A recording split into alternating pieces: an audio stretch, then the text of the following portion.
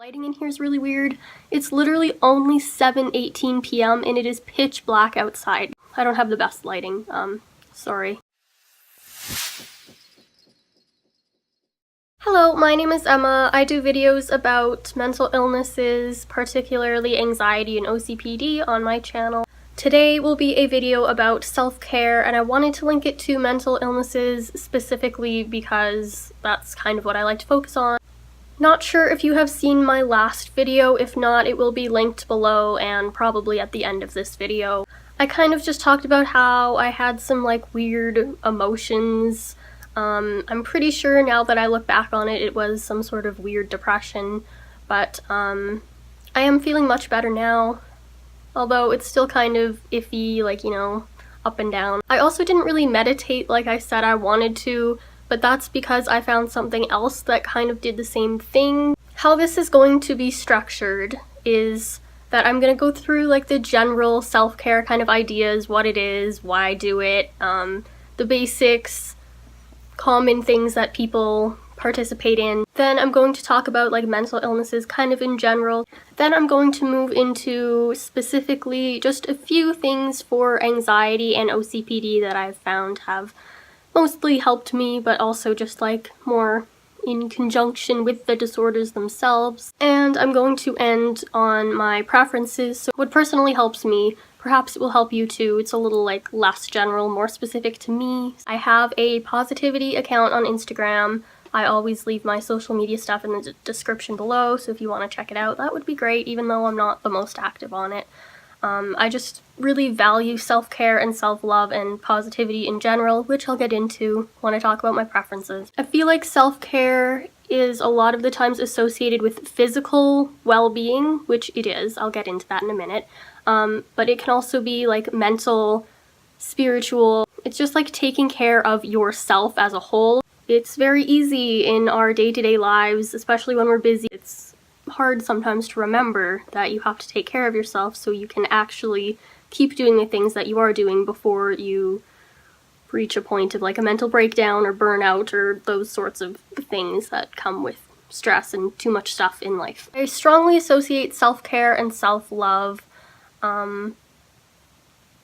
because they pretty much go hand in hand, but I could make a different video about self-love because I feel like there's different things you need to do to raise your self-love, like, you know, become more confident, better self-esteem, believe in yourself, you know. But it does relate in the sense of being kinder to yourself, and that it's you-focused. A lot of people think self-care is monetary, like going out and buying something to reward yourself after a long day. For me, honestly, a lot of the times it can be monetary because I feel like I want to buy food or buy a Starbucks drink at the end of every week. I ask for like Starbucks gift cards and stuff for my birthday and Christmas and things like that, so like it's not monetarily harmful the way that I do it, which I think is good if other people adapt that sort of mindset too, because there isn't anything per se wrong with spending money to reward yourself,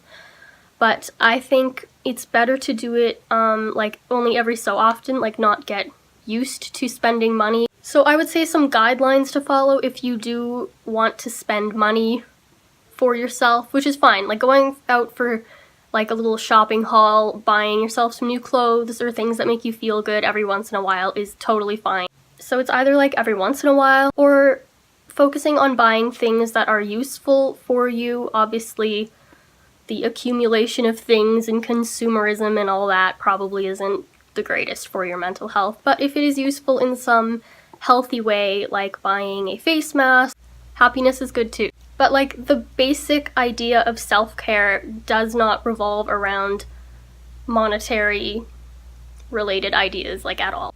Alright, getting into the basic 5 or so things that everyone tells you and you're tired of hearing but are still important, and I'm sure you know they're important but you still haven't really figured out how to achieve all of them yet, at least if you're anything like me. But it's also like extremely important for people with mental illnesses because your energy is already usually pretty low being spent on, you know, mental illness related things and symptoms. Getting like a good night's sleep, literally just so you can go through like your daily life and like not fall fall apart. Same with healthy eating, hydration. It's just so much more important for people with mental illnesses because it helps regulate your body and your brain as much as you possibly can, so you have like a good strong foundation for you to work off of. I don't sleep right, I don't eat right, I'm not hydrated. I try to exercise, like physio and like, walking sometimes. I'm kind of a hypocrite to say that when I don't even really do it very much. Same with this whole self-care thing, but I do think it's extremely important, at least for when you can manage it. On to some more common things that people do to take care of themselves, just like things I've seen on Instagram. Like the basics, the things you think about when self-care comes up, typically. A lot of people like bubble baths or like bath bombs, massages, face masks, skincare, beauty-related, like putting on makeup to make yourself feel better. Obviously, it's good to be more confident and comfortable in your own skin, to work on your outer appearance if it makes you feel good on the inside, but personally, I believe that it's most effective if it's from like the inside out, which is related a lot to self-love. But if it makes you feel good, then that's what you want. Hobbies. It's like a constructive way to spend your free time, and it's important that you give yourself free time, but a lot of the times I end up just like sitting on the couch for like 3 hours relaxing when I'm really procrastinating and playing like dumb games on my phone that are frustrating me more than they're like making me happy. Like I said before, these things are fine in moderation. It's cool to do that. Sometimes all I really want to do is chill out and literally like do nothing useful, really. I fail to participate in my hobbies far too much. It's important that you choose something that you enjoy doing, that like lifts your spirits, that's healthy for you to do. Hobbies are important because it's like an outlet for your emotions, which I will get into in the mental illness part.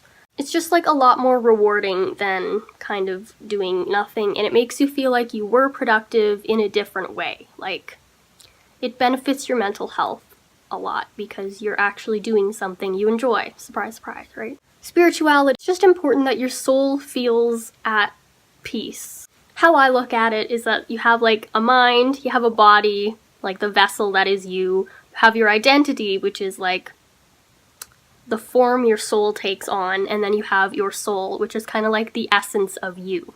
That's how I think of it. That's probably not scientifically accurate, but if spirituality connects the essence of you to something greater, it's like a sense of connection. This one's very useful for depression, and actually it's one of the things that helped me a bunch this past week, thanks to one of my friends for recommending it. Just looking outside, especially when it's a nice, bright, sunny day, looking at the blue sky, the clouds, being in nature in general. And sun, obviously, vitamin D, and it increases serotonin levels in your brain, which is good because it's your feel-good, it's your happy hormone, it's your mood. Science tells you that it works. Or even just leaving an area, like, I know depressed people often spend a lot of time in their bed because they just feel like they can't get out and that like life is just too much, and like I relate. That was pretty much me this past week. Like I'm just tired of being in the space and I literally need to get out for a while because like it's boring. Lots of people like doing like simple stretches in the morning or before bed because it's not exercise, it's not like hard to do, but you're still moving your body. And just like making your body feel more comfortable, reducing pressure points that stress might be building up in, whatever. Or some people also enjoy meditation and yoga. It's easier on your body, plus it's personal to you, and again, can be a sort of spiritual connection sort of thing with like you and the earth. A lot of people like to watch Netflix or like TV, movies, whatever. It's kind of like what I talked about with electronics. Like it's not the worst way to spend your time, like if it makes you happy and you're enjoying it and stuff, but it's also not necessarily the most rewarding emotionally either. So just something to think about. There's no outro for this video, apologies on my part, but it was originally supposed to be the whole video, which covers a bunch of mental illness related self-care. However, I didn't have time to edit that tonight because I didn't leave time, and it is 11 p.m. on Sunday night, so obviously I need to get this wrapped up. So thank you for watching. If you did, I promise there will be more self-care related things in the future.